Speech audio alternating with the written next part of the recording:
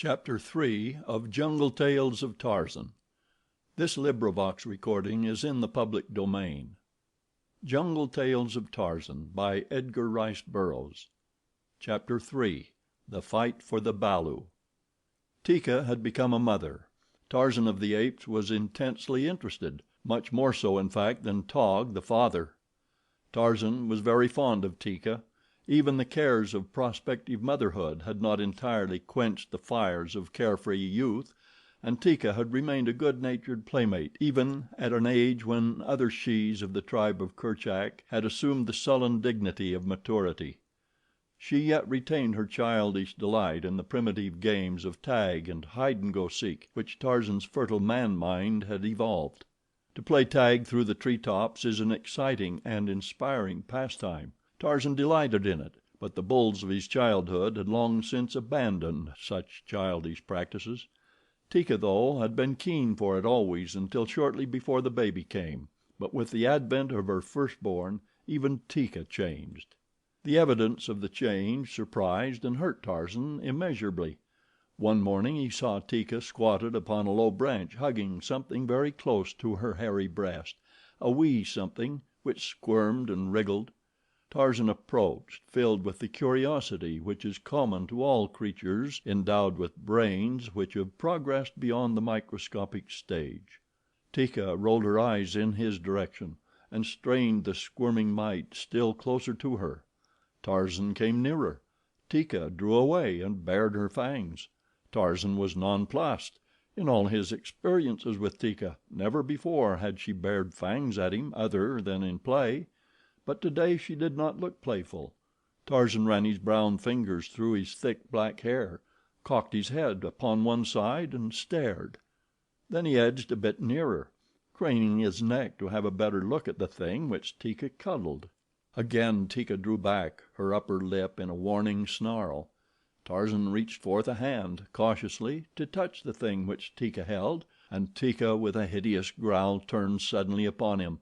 Her teeth sank into the flesh of his forearm before the ape man could snatch it away, and she pursued him for a short distance as he retreated incontinently through the trees; but Teeka, carrying her baby, could not overtake him. At a safe distance Tarzan stopped and turned to regard his erstwhile playfellow in unconcealed astonishment. What had happened to so alter the gentle Teeka? She had so covered the thing in her arms that Tarzan had not yet been able to recognize it for what it was; but now, as she turned from the pursuit of him, he saw it. Through his pain and chagrin he smiled, for Tarzan had seen young ape mothers before. In a few days she would be less suspicious. Still Tarzan was hurt. It was not right that Teeka, of all others, should fear him. Why, not for the world would he harm her or her balu, which is the ape word for baby. And now, above the pain of his injured arm and the hurt to his pride, rose a still stronger desire to come close and inspect the newborn son of Taug. Possibly you will wonder that Tarzan of the Apes, mighty fighter that he was, should have fled before the irritable attack of a she, or that he should hesitate to return for the satisfaction of his curiosity, when with ease he might have vanquished the weakened mother of the newborn cub. But you need not wonder. Were you an ape you would know that only a bull in the throes of madness will turn upon a female other than to gently chastise her, with the occasional exception of the individual whom we find exemplified among our own kind, and who delights in beating up his better half because she happens to be smaller and weaker than he. Tarzan again came toward the young mother, warily, with his line of retreat safely open. Again Teeka growled ferociously. Tarzan expostulated. "Tarzan of the Apes will not harm Teeka's balu," he said.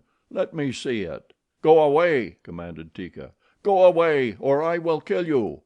"Let me see it," urged Tarzan. "Go away!" reiterated the she ape. "Here comes Taug. He will make you go away. Taug will kill you. This is Taug's balu." A savage growl close behind him apprised Tarzan of the nearness of Taug and the fact that the bull had heard the warnings and threats of his mate and was coming to her succor. Now Taug, as well as Teeka, had been Tarzan's playfellow while the bull was still young enough to wish to play. Once Tarzan had saved Taug's life. But the memory of an ape is not overlong, nor would gratitude rise above the parental instinct. Tarzan and Taug had once measured strength, and Tarzan had been victorious. That fact Taug could be depended upon still to remember; but even so he might readily face another defeat for his firstborn if he chanced to be in the proper mood. From his hideous growls, which now rose in strength and volume, he seemed to be in quite the mood.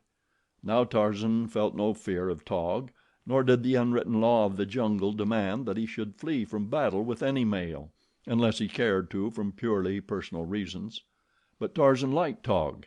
He had no grudge against him, and his man mind told him what the mind of an ape would never have deduced, that Taug's attitude in no sense indicated hatred.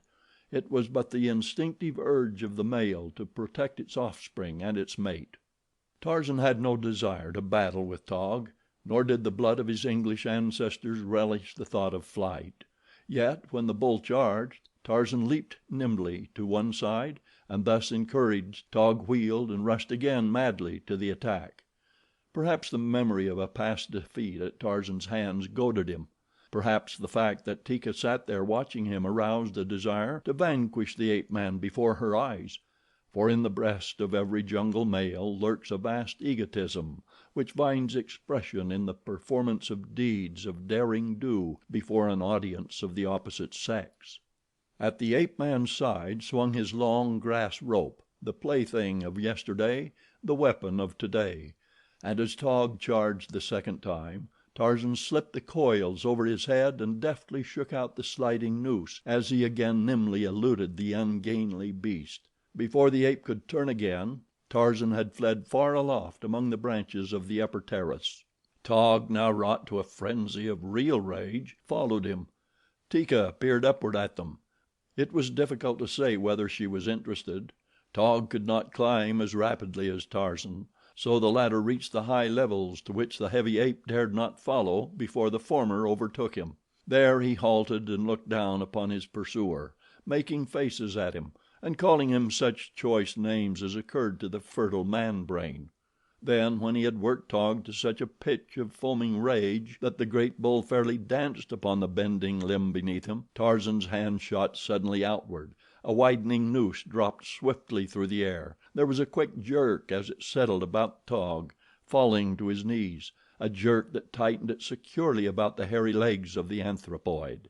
Taug, slow of wit, realized too late the intention of his tormentor. He scrambled to escape, but the ape man gave the rope a tremendous jerk that pulled Taug from his perch, and a moment later, growling hideously, the ape hung head downward 30 feet above the ground. Tarzan secured the rope to a stout limb and descended to a point close to Taug. "Taug," he said, "you are as stupid as Buto, the rhinoceros. Now you may hang here until you get a little sense in your thick head. You may hang here and watch while I go and talk with Teeka." Taug blustered and threatened, but Tarzan only grinned at him as he dropped lightly to the lower levels. Here he again approached Teeka only to be again greeted with bared fangs and menacing growls. He sought to placate her. He urged his friendly intentions and craned his neck to have a look at Teeka's balu; but the she ape was not to be persuaded that he meant other than harm to her little one. Her motherhood was still so new that reason was yet subservient to instinct. Realizing the futility of attempting to catch and chastise Tarzan, Teeka sought to escape him. She dropped to the ground and lumbered across the little clearing about which the apes of the tribe were disposed in rest or in the search of food, and presently Tarzan abandoned his attempts to persuade her to permit a close examination of the balu. The ape man would have liked to handle the tiny thing. The very sight of it awakened in his breast a strange yearning. He wished to cuddle and fondle the grotesque little ape thing. It was Teeka's balu, and Tarzan had once lavished his young affections upon Teeka; but now his attention was diverted by the voice of Taug. The threats that had filled the ape's mouth had turned to pleas. The tightening noose was stopping the circulation of the blood in his legs. He was beginning to suffer. Several apes sat near him, highly interested in his predicament. They made uncomplimentary remarks about him, for each of them had felt the weight of Taug's mighty hands and the strength of his great jaws. They were enjoying revenge.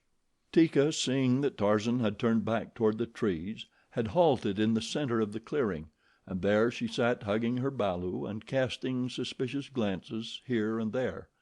With the coming of the balu, Teeka's carefree world had suddenly become peopled with innumerable enemies.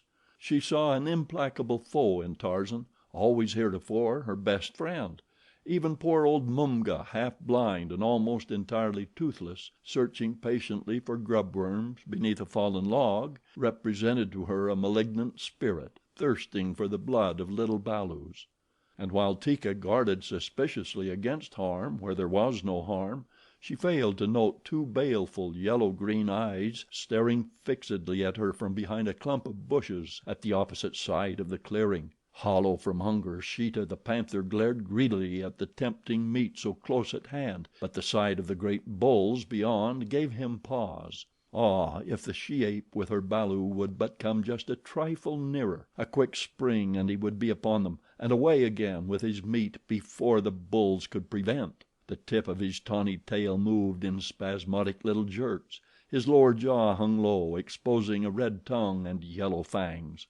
But all this Teeka did not see, nor did any other of the apes who were feeding or resting about her. Nor did Tarzan or the apes in the trees. Hearing the abuse which the bulls were pouring upon the helpless Taug, Tarzan clambered quickly among them. One was edging closer and leaning far out in an effort to reach the dangling ape.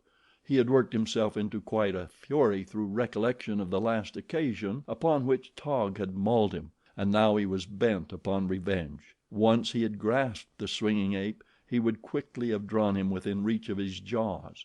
Tarzan saw and was wroth. He loved a fair fight, but the thing which this ape contemplated revolted him. Already a hairy hand had clutched the helpless Taug when, with an angry growl of protest, Tarzan leaped to the branch at the attacking ape's side, and with a single mighty cuff swept him from his perch. Surprised and enraged, the bull clutched madly for support as he toppled sidewise, and then with an agile movement succeeded in projecting himself toward another limb a few feet below. Here he found a handhold, quickly righted himself, and as quickly clambered upward to be revenged upon Tarzan; but the ape man was otherwise engaged and did not wish to be interrupted. He was explaining again to Taug the depths of the latter's abysmal ignorance, and pointing out how much greater and mightier was Tarzan of the Apes than Taug or any other ape. In the end he would release Taug, but not until Taug was fully acquainted with his own inferiority.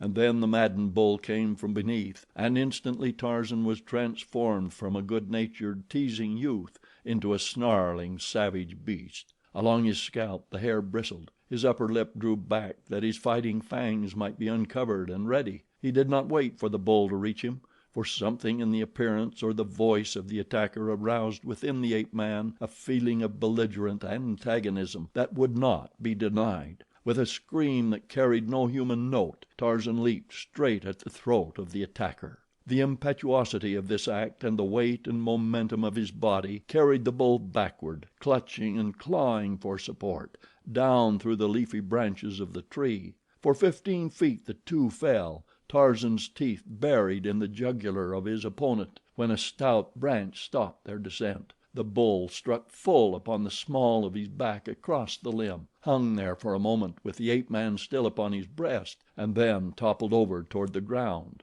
Tarzan had felt the instantaneous relaxation of the body beneath him after the heavy impact with the tree limb, and as the other turned completely over and started again upon its fall toward the ground, he reached forth a hand and caught the branch in time to stay his own descent, while the ape dropped like a plummet to the foot of the tree. Tarzan looked downward for a moment upon the still form of his late antagonist, then he rose to his full height, swelled his deep chest, smote upon it with his clenched fist, and roared out the uncanny challenge of the victorious bull ape. Even Sheeta, the panther, crouched for a spring at the edge of the little clearing, moved uneasily as the mighty voice sent its weird cry reverberating through the jungle. To right and left nervously glanced Sheeta, as though assuring himself that the way of escape lay ready at hand. "I am Tarzan of the Apes," boasted the ape man. "Mighty hunter, mighty fighter. None in all the jungle so great as Tarzan." Then he made his way back in the direction of Taug. Teeka had watched the happenings in the tree. She had even placed her precious balu upon the soft grasses and come a little nearer that she might better witness all that was passing in the branches above her. In her heart of hearts, did she still esteem the smooth skinned Tarzan? Did her savage breast swell with pride as she witnessed his victory over the ape? You will have to ask Teeka. And Sheeta, the panther, saw that the she ape had left her cub alone among the grasses. He moved his tail again, as though this closest approximation of lashing in which he dared indulge might stimulate his momentarily waned courage. The cry of the victorious ape man still held his nerves beneath its spell. It would be several minutes before he again could bring himself to the point of charging into view of the giant anthropoids. And as he regathered his forces Tarzan reached Taug's side, and then, clambering higher up to the point where the end of the grass rope was made fast, he unloosed it and lowered the ape slowly downward, swinging him in until the clutching hands fastened upon a limb. Quickly Taug drew himself to a position of safety and shook off the noose. In his rage-maddened heart was no room for gratitude to the ape man. He recalled only the fact that Tarzan had laid this painful indignity upon him. He would be revenged; but just at present his legs were so numb and his head so dizzy that he must postpone the gratification of his vengeance. Tarzan was coiling his rope the while he lectured Taug on the futility of pitting his poor powers, physical and intellectual, against those of his betters. Teeka had come close beneath the tree and was peering upward. Sheeta was worming his way stealthily forward, his belly close to the ground. In another moment he would be clear of the underbrush and ready for the rapid charge and the quick retreat that would end the brief existence of Teeka's balu. Then Tarzan chanced to look up and across the clearing. Instantly his attitude of good natured bantering and pompous boastfulness dropped from him. Silently and swiftly he shot downward toward the ground. Teeka, seeing him coming and thinking that he was after her or her balu, bristled and prepared to fight; but Tarzan sped by her, and as he went her eyes followed him, and she saw the cause of his sudden descent and his rapid charge across the clearing. There in full sight now was Sheeta, the panther, stalking slowly toward the tiny, wriggling balu which lay among the grasses many yards away. Teeka gave voice to a shrill scream of terror and of warning as she dashed after the ape man. Sheeta saw Tarzan coming. He saw the she ape's cub before him, and he thought that this other was bent upon robbing him of his prey. With an angry growl he charged. Taug, warned by Teeka's cry, came lumbering down to her assistance. Several other bulls, growling and barking, closed in toward the clearing; but they were all much farther from the balu and the panther than was Tarzan of the Apes. So it was that Sheeta and the ape man reached Teeka's little one almost simultaneously, and there they stood, one upon either side of it, baring their fangs and snarling at each other over the little creature. Sheeta was afraid to seize the balu, for thus he would give the ape man an opening for attack, and for the same reason Tarzan hesitated to snatch the panther's prey out of harm's way, for had he stooped to accomplish this the great beast would have been upon him in an instant. Thus they stood while Teeka came across the clearing, going more slowly as she neared the panther, for even her mother love could scarce overcome her instinctive terror of this natural enemy of her kind. Behind her came Taug, warily and with many pauses and much bluster, and still behind him came other bulls, snarling ferociously and uttering their uncanny challenges. Sheeta's yellow-green eyes glared terribly at Tarzan, and past Tarzan they shot brief glances at the apes of Kerchak advancing upon him. Discretion prompted him to turn and flee, but hunger and the close proximity of the tempting morsel in the grass before him urged him to remain. He reached forth a paw toward Teeka's balu, and as he did so, with a savage guttural, Tarzan of the Apes was upon him. The panther reared to meet the ape man's attack. He swung a frightful raking blow for Tarzan that would have wiped his face away had it landed; but it did not land, for Tarzan ducked beneath it and closed, his long knife ready in one strong hand, the knife of his dead father, of the father he never had known. Instantly the balu was forgotten by Sheeta, the panther. He now thought only of tearing to ribbons with his powerful talons the flesh of his antagonist, of burying his long, yellow fangs in the soft, smooth hide of the ape man; but Tarzan had fought before with clawed creatures of the jungle. Before now he had battled with fanged monsters, nor always had he come away unscathed. He knew the risk that he ran; but Tarzan of the Apes, inured to the sight of suffering and death, shrank from neither, for he feared neither. The instant that he dodged beneath Sheeta's blow, he leaped to the beast's rear and then full upon the tawny back, burying his teeth in Sheeta's neck and the fingers of one hand in the fur at the throat, and with the other hand he drove his blade into Sheeta's side. Over and over upon the grass rolled Sheeta, growling and screaming, clawing and biting, in a mad effort to dislodge his antagonist or get some portion of his body within range of teeth or talons. As Tarzan leaped to close quarters with the panther, Teeka had run quickly in and snatched up her balu. Now she sat upon a high branch, safe out of harm's way, cuddling the little thing close to her hairy breast, the while her savage little eyes bored down upon the contestants in the clearing, and her ferocious voice urged Taug and the other bulls to leap into the melee. Thus goaded, the bulls came closer, redoubling their hideous clamor; but Sheeta was already sufficiently engaged, he did not even hear them. Once he succeeded in partially dislodging the ape man from his back, so that Tarzan swung for an instant in front of those awful talons, and in the brief instant before he could regain his former hold, a raking blow from a hind paw laid open one leg from hip to knee. It was the sight and smell of this blood, possibly, which wrought upon the encircling apes; but it was Taug who really was responsible for the thing they did. Taug, but a moment before, filled with rage toward Tarzan of the Apes, stood close to the battling pair, his red rimmed, wicked little eyes glaring at them. What was passing in his savage brain? Did he gloat over the unenviable position of his recent tormentor? Did he long to see Sheeta's great fangs sink into the soft throat of the ape man? Or did he realize the courageous unselfishness that had prompted Tarzan to rush to the rescue and imperil his life for Teeka's balu, for Taug's little balu? Is gratitude a possession of man only, or do the lower orders know it also?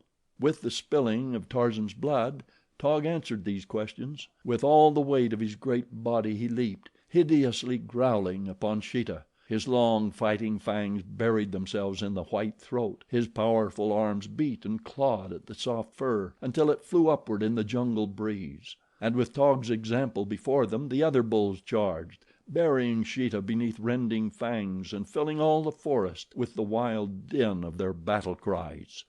Ah, but it was a wondrous and inspiring sight, this battle of the primordial apes and the great white ape man, with their ancestral foe, Sheeta, the panther. In frenzied excitement, Teeka fairly danced upon the limb which swayed beneath her great weight as she urged on the males of her people. And Thaka and Mumga and Kama, with the other shes of the tribe of Kerchak, added their shrill cries or fierce barkings to the pandemonium which now reigned within the jungle. Bitten and biting, tearing and torn, Sheeta battled for his life, but the odds were against him. Even Numa, the lion, would have hesitated to have attacked an equal number of the great bulls of the tribe of Kerchak, and now, a half mile away, hearing the sounds of the terrific battle, the king of beasts rose uneasily from his midday slumber and slunk off farther into the jungle. Presently Sheeta's torn and bloody body ceased its titanic struggles. It stiffened spasmodically, twitched and was still, yet the bulls continued to lacerate it until the beautiful coat was torn to shreds. At last they desisted from sheer physical weariness, and then from the tangle of bloody bodies rose a crimson giant, straight as an arrow. He placed a foot upon the dead body of the panther, and lifting his blood-stained face to the blue of the equatorial heavens, gave voice to the horrid victory cry of the bull ape.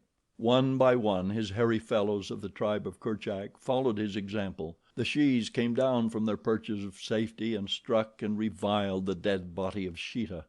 The young apes refought the battle in mimicry of their mighty elders. Teeka was quite close to Tarzan. He turned and saw her with the balu hugged close to her hairy breast, and put out his hands to take the little one, expecting that Teeka would bare her fangs and spring upon him; but instead she placed the balu in his arms, and coming nearer licked his frightful wounds.